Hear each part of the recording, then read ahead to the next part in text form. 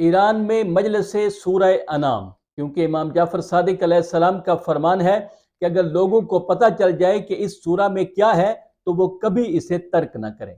सूरह अनाम बीमारियों के खिलाफ वैक्सीन। इस सूरह का एक ऐसा अमल जो महीने में सिर्फ एक बार करने से इस बात की इंश्योरेंस हो जाती है कि अब आपकी हर दुआ कबूल होगी, और आमदनी में इजाफा, हाफजे में इजाफा, डिप्रेशन एक रात में खत्म, मियाँ बीवी के झगड़े खत्म। मैं हूं सैयद आमिर जाफरी। आज हमारी गुफ्तगू होगी सूरह अनाम के हैरत अंगेज फजाइल व बरक़ात पर। आम लोगों के साथ गुफ्तगू में देखा गया है कि बहुत से लोग इसे सूरह इनाम पढ़ते हैं, लेकिन इसका सही तलफ़्फ़ुज़ अनाम है। ये कुरान की तवील सूरतों में से है जो अल्हम्दुलिल्लाह से शुरू होती हैं।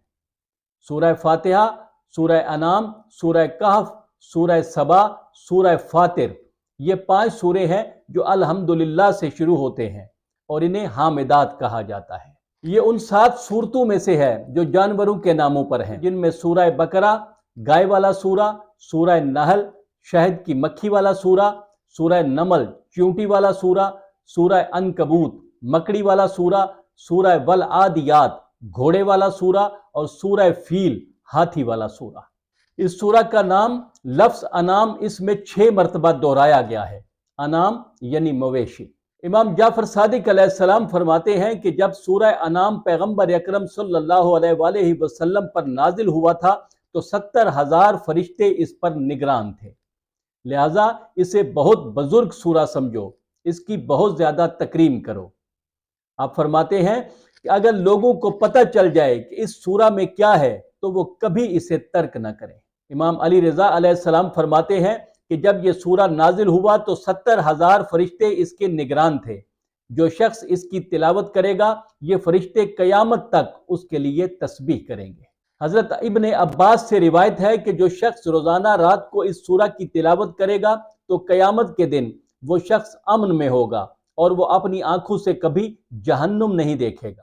अब आजकल लोग आसानियां तलाश करते हैं कि कोई बटन हो जिसे हम दबाएं तो फौरन लाइट ऑन हो जाए। ये सोच दुरुस्त नहीं है। दुनियावी लिहाज से या दीनी लिहाज से अगर कोई कामयाबी हासिल करना चाहता है तो उसके लिए मेहनत तो करनी पड़ती है, इसलिए मेहनत से मत घबराया करें। जब इस 60-70 साल जिंदगी को बेहतर बनाने के लिए दिन रात मेहनत करते हो तो थोड़ी सी मेहनत अपनी उस जिंदगी को भी बेहतर बनाने के लिए किया करें जिस जिंदगी ने कभी खत्म ही नहीं होना। इसलिए चलो रोजाना न सही हफ्ते में 1 दिन या कम अज कम महीने में 1 दिन ही पढ़ लेनी चाहिए। सूरह अनाम हर दर्द और हर मर्ज के खिलाफ एक रूहानी वैक्सीन है। इमाम जाफर सादिक अलैहिस्सलाम फरमाते हैं कि सूरह अनाम को मुश्क व ज़ाफ़रान से लिखकर पानी से धोकर रख लें और ये पानी 6 दिन तक पीते रहें। 6 दिन बाद यूं समझें कि आप दर्द और बीमारियों के खिलाफ वैक्सीनेटेड हो गए हैं और अल्लाह ताला आपको खैर कसीर भी अता फरमाएगा। ये भी थोड़ी सी मेहनत का काम है, लेकिन अगर यकीन कामिल से ये अमल कर लेंगे तो डॉक्टरों से बेनियाज हो जाएंगे। बहुत से लोग इन चीज़ों पर एतराज़ भी करते हैं कि ये कैसे मुमकिन है। ये वो लोग हैं जो यहूद व हनूद की बताई गई दवाई या किसी रेमेडी पर तो अमल कर लेंगे, लेकिन कुरान पर उनको एतराज़ होता है। मेरे मौज़ूआत आयात कुरानी और फरामीन मासूमीन अलैहिमुस्सलाम ही होते हैं जिन पर एतराज़ करते हुए टिक टाक मेरे 2 अकाउंट बंद कर चुका है। बहरहाल मेरी कोशिश है कि यह सिलसिला जारी रहे। जिंदगी मुख्तलिफ मसाइल और परेशानियों से भरी पड़ी है। बाज़ौक़ात कोई अमल करना हो या कोई दुआ मांगनी हो तो समझ नहीं आ रही होती कि पहले किस काम के लिए करें। इस सिलसिले में भी इमाम जाफर सादिक अलैहिस्सलाम ने हमारी ये मुश्किल आसान फरमा दी है। आप फरमाते हैं कि जो शख्स हर कमरी महीने की पहली रात को 2 रकात नमाज पढ़े जिसकी हर रकात में सूरह हमद के बाद सूरह अनाम की तलावत करे और इसके बाद जितनी भी दुआएं करेगा, जितनी भी हाजतें मांगेगा वो ज़रूर कबूल होंगी और उसे हर दर्द और हर मर्ज से पनाह मिल जाएगी। अपने रिस्क में बेपनाह वुसअत के लिए और अपनी छोटी बड़ी हर हाजत की कबूलियत के लिए सूरह अनाम का ये अमल बेहद तजर्बा शुदा है। इस अमल के लिए शबे जुमा या जुमा के दिन बावुजू किबला रू जाए नमाज पर बैठें और चंद मरतबा दुरूद की तकरार करें اور اپنی ضرورت اللہ تعالیٰ کی بارگاہ میں پیش کریں۔ اس کے بعد ایک مرتبہ سورہ الحمد کی تلاوت کریں اور اس کے بعد سورہ انعام کی تلاوت شروع کریں۔ جب سورت پڑھتے پڑھتے آپ آیت نمبر 124 پڑھ لیں تو قرآن کریم کو ایک طرف رکھ کر کھڑے ہو جائیں اور 2 رکعت نماز حاجت پڑھیں۔ نماز ختم ہونے کے بعد باقی سورت مکمل کریں۔ سورت ختم کرنے کے بعد سر کو سجدے میں رکھ دیں اور 70 مرتبہ لا الہ الا اللہ محمد الرسول اللہ پڑھ کر سجدے کی حالت میں ہی اپنی دعا مانگیں اور دعا کے بعد کچھ تعداد درود کی پڑھیں۔ اللہ پاک کے حکم سے یہ عمل کرنے والے کی حاجت پوری ہو جائے گی۔ اگر کسی شخص کو غصہ بہت زیادہ آتا ہو یا اسے اپنے غصے پر قابو نہ رہتا ہو تو وہ شخص سورہ انعام کی آیت نمبر 3 کی تلاوت کیا کرے، اس کا غصہ کم ہو جائے گا۔